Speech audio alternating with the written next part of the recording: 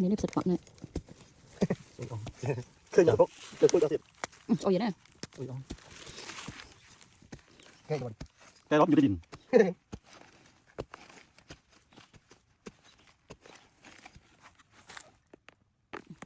ช่วยเยอะอันนี้เอ็ม ดินสนมาเยอะนะ សួស្តីពុកម៉ែបងប្អូនទាំងអស់គ្នាថ្ងៃនេះគឺយើងចេញដំណើរឡើងទៅលើភ្នំដើម្បីរមហូបនិងទស្សនាទេសភាពនៅលើភ្នំទាំងអស់គ្នា เป็นจำเนียคุณใหญ่พูดกำมีดีวะคุยเลยนะคุยเลยนะเอาคือ มีท้องใหม่ ของมันนี่ไม่เท่เอ๊ะ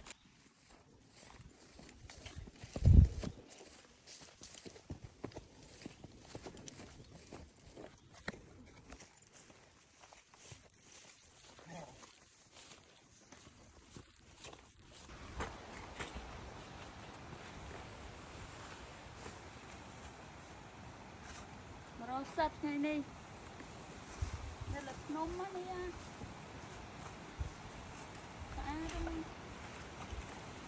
ช่างมาบ้า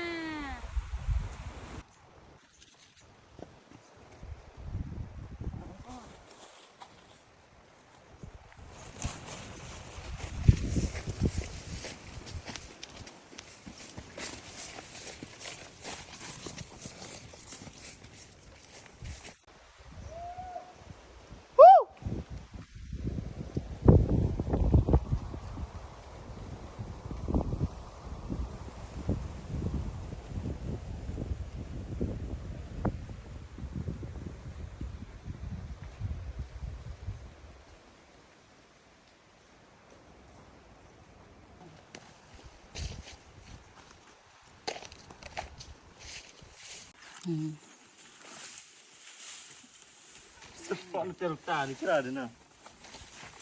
อุ้ยอ่อนบ่โอ้โห โนแต่ลูกตานุ่ม ยิงไปเชื่อเริ่มเชื่อโนเตียดในลูกตา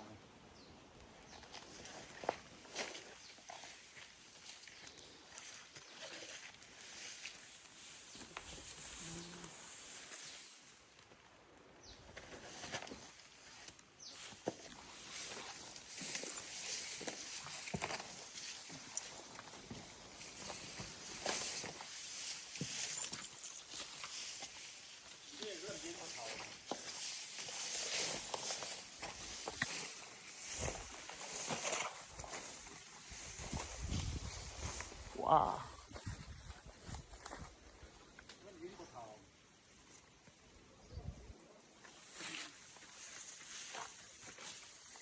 นี่คือเชียร์หอดทม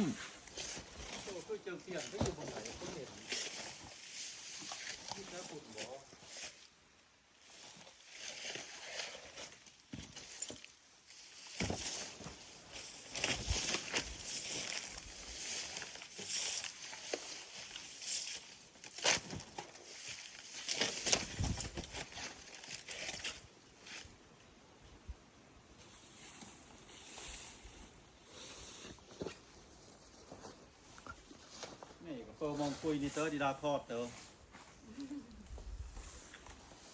ทอดโยเตียลูกตาเนี่ยเจ็ดหัวกวัด อู้ตาเยอะใจมันเองอ่ะ เราตามชื่อนี่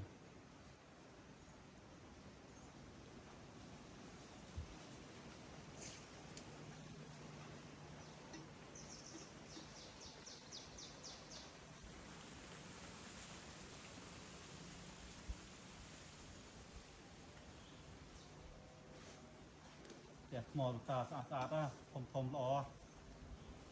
หนูมวยได้เนาะ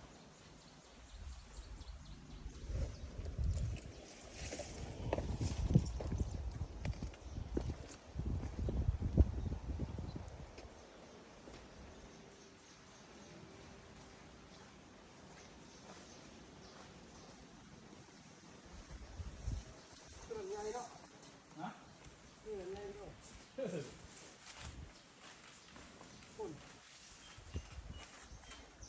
ยางเตสจอเนาะ